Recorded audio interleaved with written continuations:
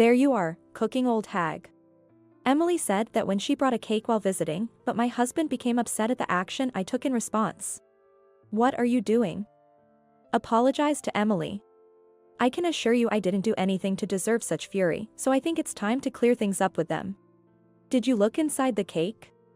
I am Barbara, a 72-year-old housewife, and I also work part-time outside making meals. Having loved cooking since I was young, influenced by my mother, I decided to attend a culinary school after graduating from high school. Upon graduation, I obtained my chef's license and have been working for a temp culinary company ever since.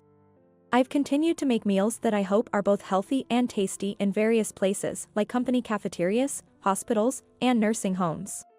Although I worked as a full-time staff member for many years, I am now a part-time employee due to my age. Yet, I'm still happy to be able to work while doing what I love, cooking. At home, despite doing the cooking and household chores, my husband hardly ever expresses gratitude. My husband, George, prefers not to cook, unable to even find drinks without calling for me. Hey, Barbara, get me some tea. Yes, I told you the tea leaves, pot, and cups are in this cabinet. I don't care, you should do it. Despite being incapable of doing anything around the house himself, his pride as a former executive of a top company is very high. And he worries about what would happen to me. We have a son and a daughter, and our son, Michael, got married 2 years ago. Michael was over 30, which is a common age for marriage, so when he introduced his partner, I was overjoyed. Ideally, he would have introduced her before getting married, but due to her wish to register the marriage on her birthday, it ended up being a post-factum announcement. Michael has always been responsible, and at my age, I have no intention of meddling in his relationships. On the promised day, we met her for the first time at our house. She was petite with expressive eyes, and the difference between her and Michael was stark. Emily, the woman Michael married, had lived at home until then, working as a professional since graduating from junior college. I was raised strictly and never allowed to live alone. I'm a beginner at household chores, but I'll do my best. With a high-pitched voice and an upward glance, Emily seemed like an idol straight out of a TV show. Right after she finished speaking, George's uncontrollable joy burst out. That earnestness is your greatest weapon. Just be yourself. George seemed to fall for her at first sight, charmed by her spirited and adorable demeanor. Her cuteness and earnestness, which I lack, must have been refreshing for George, but it gives me a bad feeling. For a while, we listened to stories about her student days, her life as a working adult, and how she and Michael met. But the atmosphere suddenly changed at one point. Barbara, what happened to your hand? I cut it a bit at work. Maybe because I was in a hurry. That looks painful. But what do you mean, in a hurry? I work part-time in the culinary field, and it happened while I was working. I'm at this age, so I moved from a full-time position to part-time. But I still work full hours just like before.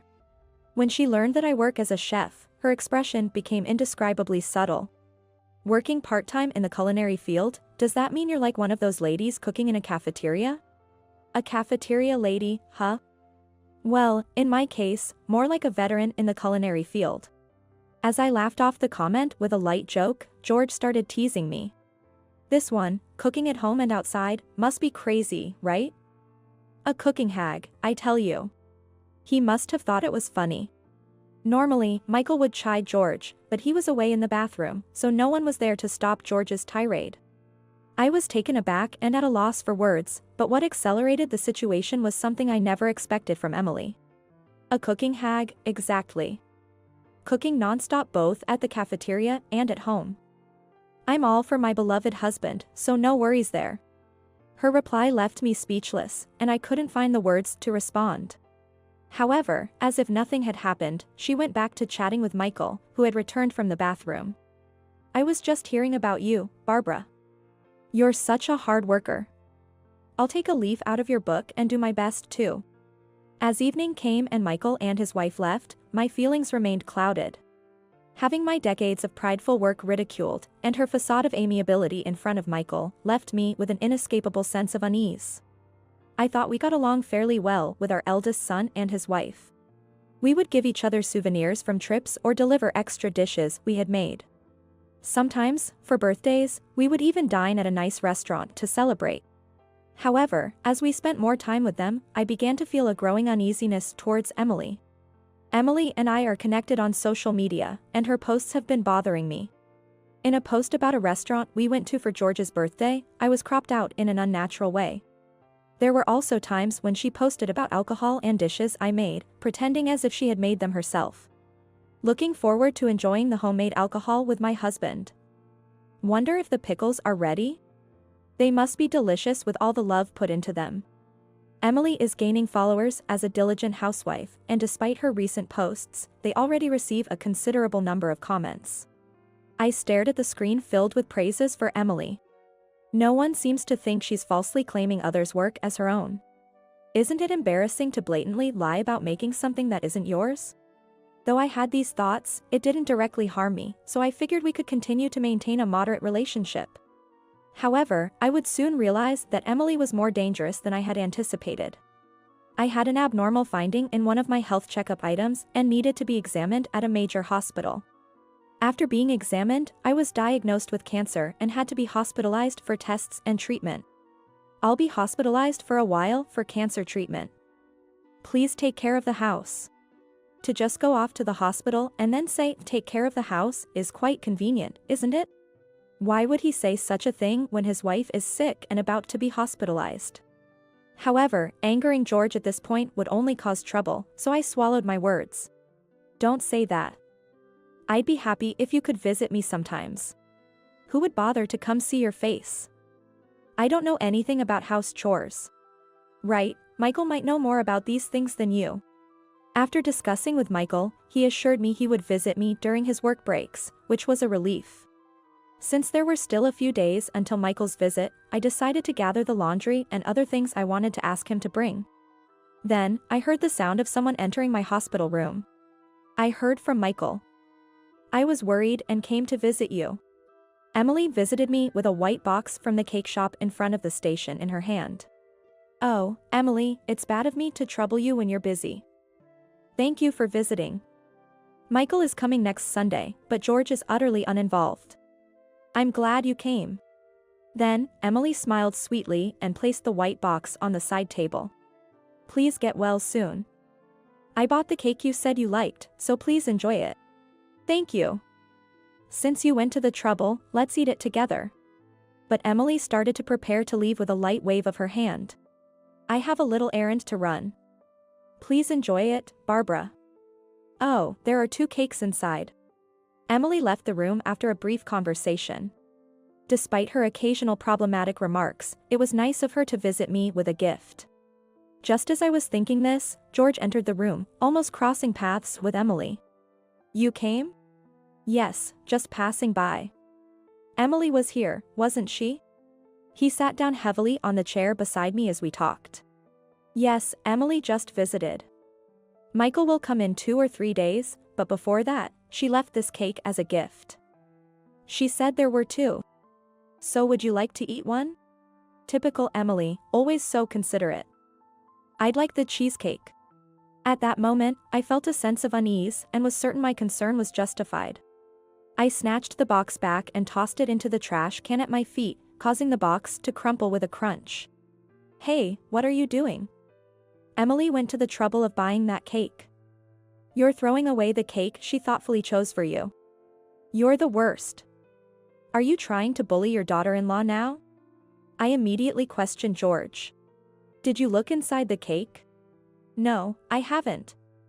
What's that got to do with anything? He seemed not to understand what I was getting at. Don't talk about bullying. If you think it's bullying, then try the cake that isn't the cheesecake you mentioned. Right here, in front of me. I'm fine, I don't like whipped cream anyway. Who said anything about a whipped cream cake? George seems perplexed, as if he doesn't understand, but does he not realize what he's saying? All I said was that there were 2 cakes. Isn't it strange that you chose a cheesecake without even seeing what was inside? Well, I just thought it might be a cheesecake. It seems he still hasn't realized the important point, so I decided to enlighten him. Moreover, after I threw the cake in the trash, I only mentioned trying the one that wasn't a cheesecake. What did you say to that? I don't remember what I said. George is laughing while looking up, a clear sign he's trying to dodge the issue. You said you were fine without it because you don't like whipped cream. As if you already knew there was a cheesecake and a whipped cream cake inside. That's just nitpicking words, what you're doing is dirty. He's red-faced and trying to brush this off in a fit of anger, so I pressed on further. You haven't opened the box, and it's not damaged enough to see inside, yet you claim to know what's inside. It's obvious you already knew what was in it. Don't be ridiculous. I didn't see Emily buying the cake, so I definitely don't know anything. Say whatever you want. For now, try the one that's not the cheesecake. If there's nothing wrong, I'll apologize for accusing you of bullying our daughter-in-law. Hearing the word apology, George's eyes lit up, seeing a chance to turn the tables. But this isn't where it ends. If there's something wrong with the cake, I'll call Emily right away. I retrieved the cake box from the trash and found a cheesecake and a fruit cake loaded with whipped cream inside, just as George had said. It's a bit damaged but still good enough for a taste test. I placed the whipped cream-laden fruit cake on a paper plate and handed it to George with a disposable fork. George grimaced and muttered under his breath as soon as he tasted it. Ugh. Salty. Disgusting. That cake is salty, isn't it? I knew because... Now, as promised, call Emily here. Right now. And don't say anything strange when calling her. Or you'll have to answer to me. As promised, I had George call Emily to the hospital room. Reluctantly making the call, George's usual cheerful demeanor was nowhere to be found. His usual upbeat demeanor was nowhere to be seen, probably because his wife, who had seen through everything, was watching. It was like a minion reporting a failed mission to the boss. While I was thinking this, Emily soon entered the room. What's the matter? I rushed over here after getting a call from George. Did I forget something? I can be so scatterbrained, sorry. Emily probably doesn't realize that her plan has been exposed. I handed her the box with the cake I had just taken out of the trash. Right, you forgot something. This box is meant for me, right? Of course. You were talking about how exquisite the whipped cream cakes here are. You know I have taste disturbances from cancer treatment, right? Emily covered her mouth with her hand in surprise, as if hearing it for the first time. Was that the case? I had no idea. She still seems intent on playing dumb, so I decided to corner her. This whipped cream, George said it's salty. Did you know that strong salty flavors could interfere with treatment? Realizing the plan had failed, Emily glared at George with a fierce look. Blaming her co-conspirator wouldn't help, so Emily, perhaps trying to cover up, was clearly scrambling for an excuse. It's strange. Whipped cream being salty. That must be it, the bakery must have mixed up sugar and salt. I'll talk to them, so don't worry. You think not knowing about the taste disturbances and the cake being salty is going to cut it? It's not my fault I didn't know. If we keep blaming every mistake, we'll end up being disliked, right? I'm sorry. But I don't have the professional knowledge like you, so I'll be leaving now. As Emily was about to leave the room, I rushed to the door, locked it, and leaned against it to prevent her from leaving. It can't be helped is something the person who was wronged should say, not you. Are you going to talk to the bakery? After bringing a homemade cake in a bakery box, what are you going to say to them? So what, Mom never makes mistakes? Amazing, I respect that. Emily's tone was provocative, but engaging in a fight wouldn't solve anything. I picked up my tablet from the bed and opened a search engine. The search history showed cancer treatment interference foods, salt cancer progression, taste disturbances salt, and similar entries. For some reason, this tablet has a search history I don't remember making. Could it be a misunderstanding on your part, Barbara? But I haven't used this tablet recently. And when I checked the history, it looks like it was around the time you two came home for the New Year's. You wanted to use it to watch a live stream of your favorite idol, if I remember correctly. I didn't miss the twitching on Emily's face. Are you suggesting that I searched for cancer progression just because I borrowed it once? Please stop making baseless accusations. It's not an accusation, it's a fact. This icon here looks like your favorite idol. It seems you forgot to log out. Seeing the icon, Emily turned pale, and her hands started trembling. I knew you didn't like me, but there's a line you shouldn't cross, right? This is like poisoning, what you're doing is criminal. Emily, clearly infuriated at being accused of a crime, lashed out in anger. I did nothing wrong. It's because you've been unpleasant to me, right? I just wanted to show you that being able to cook doesn't make you superior. You should be grateful for that. I truly have no idea what she's talking about. I've hardly discussed my work or cooking with Emily. I've only brought homemade alcohol and dishes to them a handful of times. I never intended to boast, but if you felt uncomfortable with my stories, I apologize. However, that doesn't justify your actions. As I firmly stated this, Emily became hysterical in the hospital room. After all I've taught you, you still don't get it, you old hag. Is a woman who can cook really that great? Gloating just because you've won over some stomachs. George, who had been quietly standing to the side, unexpectedly chimed in. Since calling Emily into the hospital room, George had been as inconspicuous as air in a corner, but suddenly, he started to intrude into the conversation. That's right. A woman's worth is her charm. But you've always been out working, never showing the determination to protect the home. Just because you have some cooking certificate doesn't make you any better. So, you're still here. You're really taking Emily's side, aren't you? You knew your duty was to ensure I finished the salt-laden cake. So what if that's true? It's none of your business. We were even discussing moving in with Emily and her family soon. You can live on your own. So you'd be better off living modestly in some room. It seems George and my eldest son and his wife had arranged to live together without me. This is the first I've heard of moving in together, and George's words make it clear he wants me out of the house as soon as possible. What have you been thinking all this time? Moving in together must have been Emily's idea, right? That's right, unlike you, she's kind and considerate. She felt sorry for me being alone at home because you never properly took care of the house. This is why I always said you should be able to manage the house on your own, but this is just reaping what you sow. This salt-laden cake, it's all about my medical insurance or something, isn't it? How did you come to that conclusion? You seem to have thoroughly read through the policies and even called the insurance company. I got a call from them. They told me quite a bit. And that's how I figured it out. Thinking that they plan to prolong my treatment to use the insurance money for living together with my eldest son and his wife is terrifying. It's lucky I found out through the search history and the call from the insurance company. But I shudder to think what would have happened if I hadn't noticed. Michael seemed completely unaware of George and Emily's malicious actions towards me. And he took their interference with my treatment very seriously, leading to his decision to divorce Emily. Emily was quite resistant to the idea of divorce.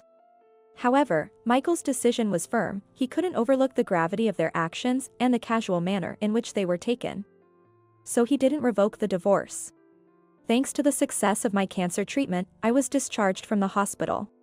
Although I couldn't overexert myself, I managed to return to my part-time role as a cook. My company being a temp agency meant I worked in various locations, and I was assigned to a local hospital soon after returning. One of the special menu items for today's breakfast received a lot of comments, but is this name familiar? Despite the different last name, a food ticket bore a name I recognized. Afterwards, I found out that Emily was hospitalized, based on her age and characteristics. It seems her mental balance was disturbed following the divorce, leading to her hospitalization. Known for her complaints about food and lifestyle, she was causing quite a headache for the staff. When delivering meals, I encountered Emily causing a scene with the staff. So the rumors about the cooking hag were true.